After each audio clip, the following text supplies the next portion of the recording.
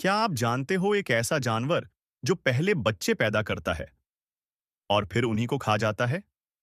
ये कोई कहानी या हॉरर स्टोरी नहीं है। ये पूरी तरह सच है। इस जानवर का नाम है पॉइजन डार्ट फ्रॉग। ये घने जंगलों में पाया जाता है और बहुत ज्यादा अंडे देता है। लेकिन जब खाने की कमी हो जाती है, तो यह अपने कुछ कमजोर बच्चों को खुद ही खा लेता है। ये क्रूरता नहीं होती, बल्कि प्रकृति का एक नियम होता है।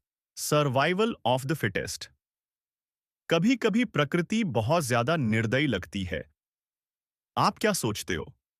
अगर आपको यह वीडियो पसंद आई हो, तो लाइक जरूर करें और ऐसे ही रोचक तथ्यों के लिए चैनल को सब्सक्राइब करना न भूलें।